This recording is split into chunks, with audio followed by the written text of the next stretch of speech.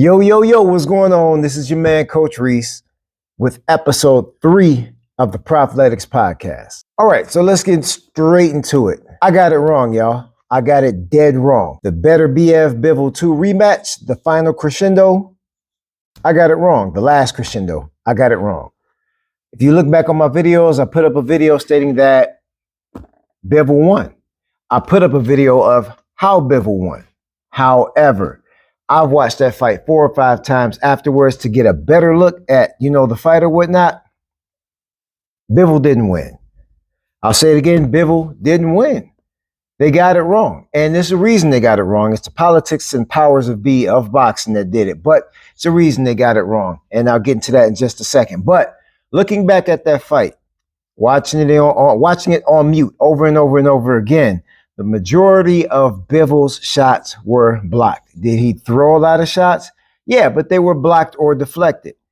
Arthur Beterbiev still threw more punches and landed more punches. The CompuBox said that on its own. So how did he win? The powers that be. Arthur Beterbiev was 41 years old at the time of this fight. What do they want in this fight game? Younger champions. The same way that they aged Lomachenko out when it came to Devin Haney, because I personally believe that Lomachenko beat Devin Haney, is the same way that they phased Arthur Beterbiev out to make Bivol the new undisputed champion so they could get the fight between Bivol and David Benavidez. It's nothing more than a political money grab. They phased Beterbiev out. If you look at Beterbiev's face after they said that Bivol won, he kind of gave the smirk because firstly, he said he didn't want, the rematch. But however, he kind of gave the smirk like, oh, okay, it's a money grab. It's some BS. It's some nonsense. And what does the WBC do right after Bivol wins the title? They mandate him to fight David Benavidez. Come on, man. It's right in front of our eyes. And if you ignore it, that's your fault. However, it's right in front of your eyes that the powers that be stepped right in and boop, pushed Arthur Beterbiev out. Now, could Bivol do the same thing that Alexander Usyk did when the IBF snatched his title and gave it to Daniel Dubois? And Alexander Usyk still honored his fight with Tyson Fury? Of course he could. I think he should. Like, okay, WBC, go ahead. Yeah, you're the most prestige belt or whatever the case is. However, I still put my word out there that I was going to take the trilogy with Arthur Beterbiev, and I need to do so. That one-on-one thing doesn't fly too well in boxing because there's always a what if. Like, what if there was a third fight? So Bivol should go ahead and stand on his dean and make sure that he fights Arthur Beterbiev to go ahead and shut that trilogy down. Or go ahead and lock that trilogy in and say, hey, I beat this man twice. I am now the man. If you only beat him once and he beat you once, it's still a questionable effect. In other news, Terrence Bud Crawford goes on the internet, goes on an interview and says that Errol Spence is not Hall of Fame material. I saw this clip and I sat down and thought about it. Errol Spence never went undisputed in the division, in the welterweight division. He hasn't fought multiple weight classes. He always stayed at 147. There are Hall of Famers that do that. Heavyweight Hall of Famers do that. Triple G did that. Triple G never fought outside of middleweight, and never went undisputed in his division. But, he's still a Hall of Fame fighter.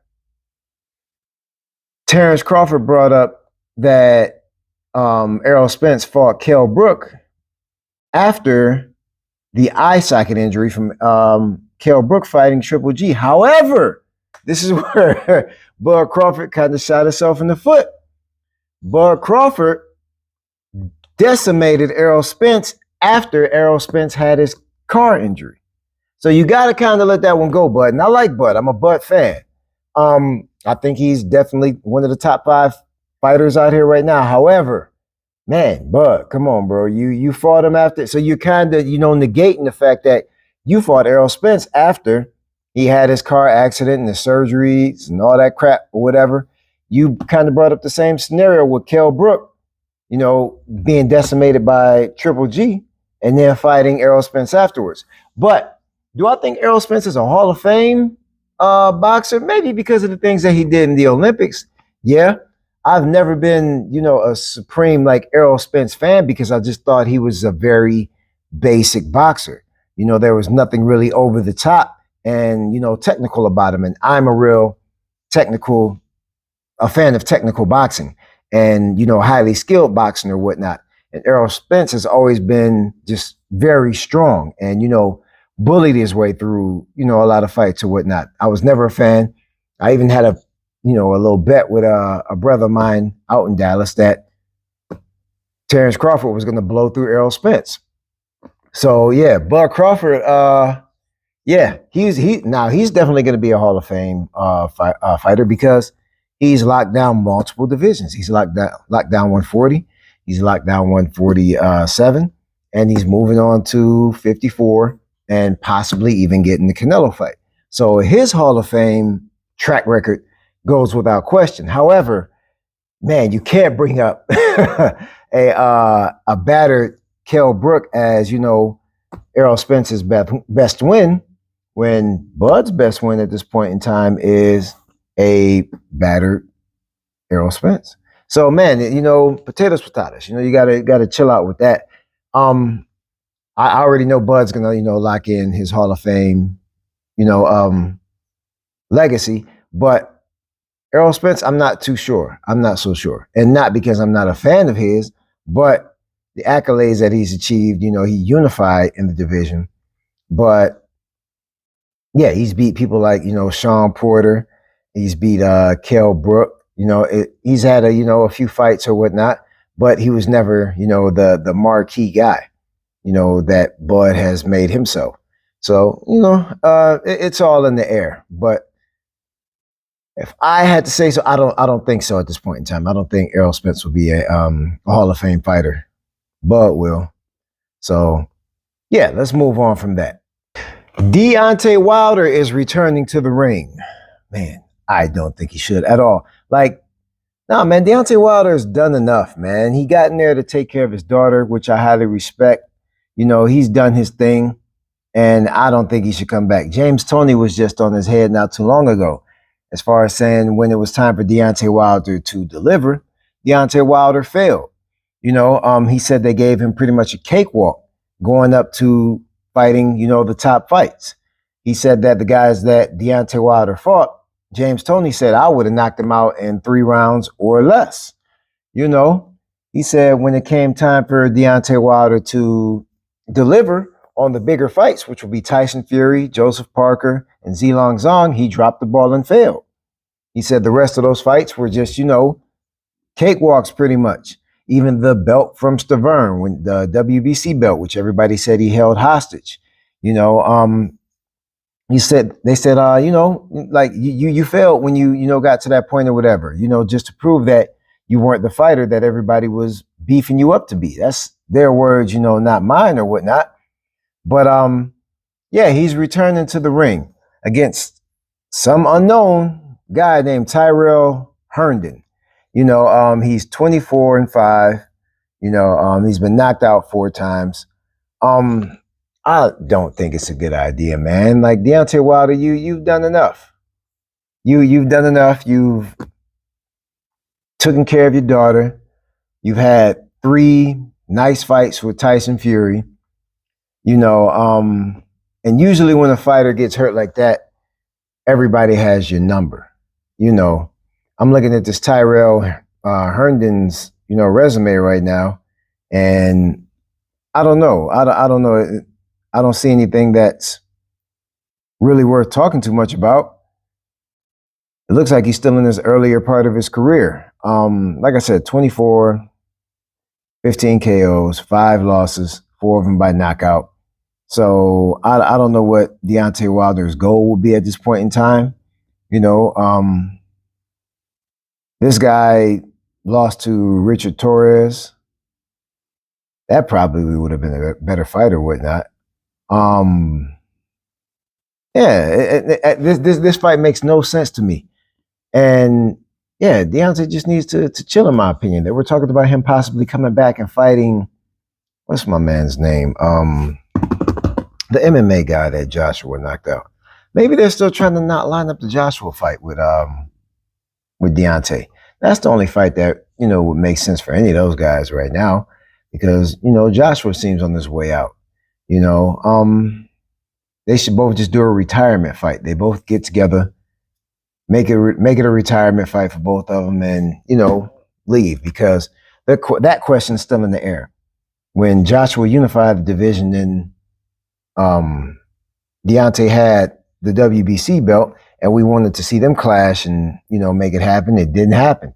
Usyk got in the way of that, and Wilder never fought Usyk. And then Fury got in the way of that because Fury took the WBC. So, yeah, it was just a question. It's still an unanswered question.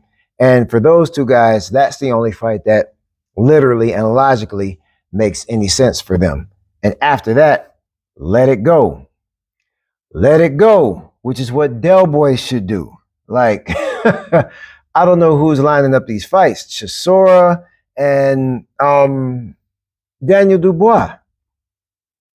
Why is Derek Chisora getting another shot? I don't know, man. Like, a lot of these fights are not making any sense. I'm trying to, usually when they put nonsense fights up there, which I think that's a nonsense fight with Chisora and Daniel Dubois, I try to look at how they're strategically placing things, because it's these sanctioning bodies who are making these terrible calls and making these lineups for these fights.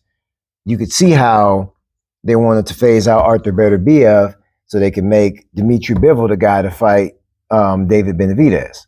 So what is the gain of Daniel Dubois fighting Derek Chisora? Like, who are you lining the fight up for? It doesn't make any sense. Yeah, man, it's a lot of stuff going on in boxing that I'm really not understanding. I'm really not a fan of. And yeah, it's like they're just making up some nonsense, especially when it comes to the heavyweights. Yeah,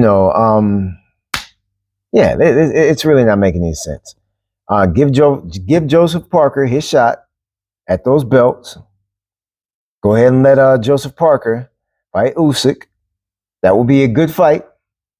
Let Joseph Parker get his shot, because he's making his name known.